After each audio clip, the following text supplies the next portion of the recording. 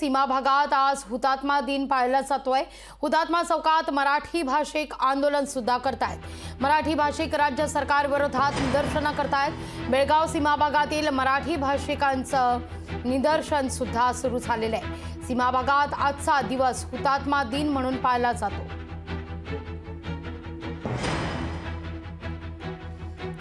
या निमित्तानं मुंबईत देखील हुतात्मा चौकामध्ये महाराष्ट्र एकीकरण समितीच्या पदाधिकाऱ्यांकडून निदर्शनं करण्यात येत आहेत। तर सीमा भागात सुद्धा आज महाराष्ट्र एकीकरण समितीच्या पदाधिकाऱ्यांकडून निदर्शनं करण्यात येणार आहेत। मराठी भाषिक राज्य सरकार विरोधात हा सगळा रोष आहे। सीमा भागात आज हुतात्मा दिन पाळला जातोय।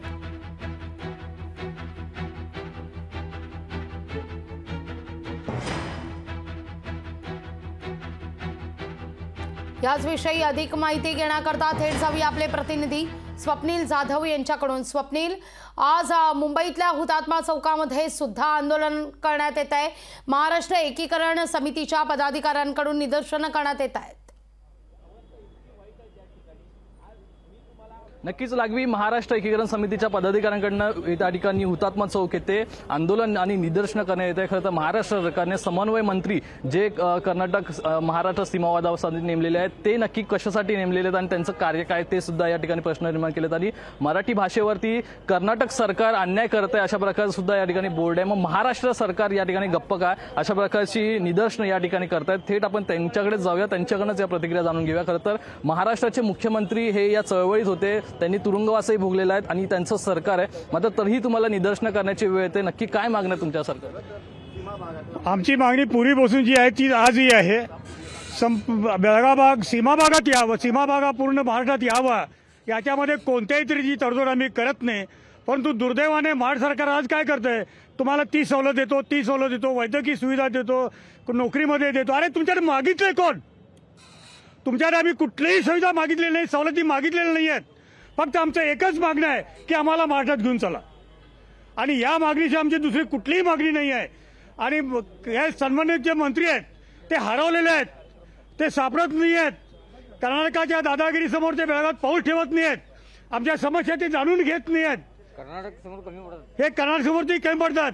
दुर्दैवाने कर्नाटक जेवढ्या याच्यामध्ये जागृत आहे, कारण एकही संधी कर्नाटक सरकार सोडत नाही की मराठी माणसाला संपवण्यासाठी, मराठी भाषा संपवण्यासाठी एकही संधी कर्नाटक सरकार सोडत नाही। आणि दुर्दैवाने महाराष्ट्रामध्ये त्याची एकही प्रतिक्रिया उमटत नाही। समन्वय मंत्री जे आहेत ते तुमच्यापर्यंत येतात का? समन्वय मंत्री बेळगावमध्ये येतात का? काय नक्की त्यांच्याकडून कधीच आले नाहीत। हे समन्वय मंत्री बेळगावमध्ये कधीच आले नाहीत। आणि तुम्ही मग एक शब्द बघायला वापरलाय की जे महाराष्ट्राचे मुख्यमंत्री आहेत हे आज चळवळीत आहेत, चळवळीमध्ये होते असं म्हणावं लागतं दुर्दैवाने।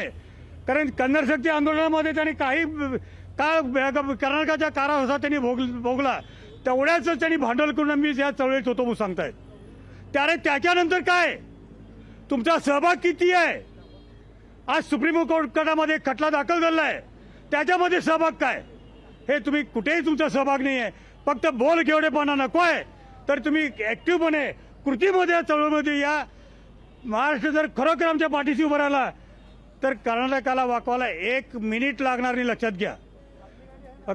जर बघितलं तर महाराष्ट्र सरकारचा मागे उभं राहिलं तर कर्नाटकचा जो भाग आहे, जो सीमावादाचा भाग आहे, तो महाराष्ट्रामध्ये येईल आणि हा प्रश्न सुटेल असं एकंदरीत या ठिकाणी यांचं म्हणणं आहे। मात्र मुख्यमंत्री एकनाथ शिंदे यावरती काय निर्णय घेतात आणि नक्की काय चर्चा करतात या समितीसोबत हे पाहणं महत्त्वाचं असेल। लागवी स्वप्नील, तुर्तास धन्यवाद तुम्ही दिलेल्या एकूणच सविस्तर माहिती करता।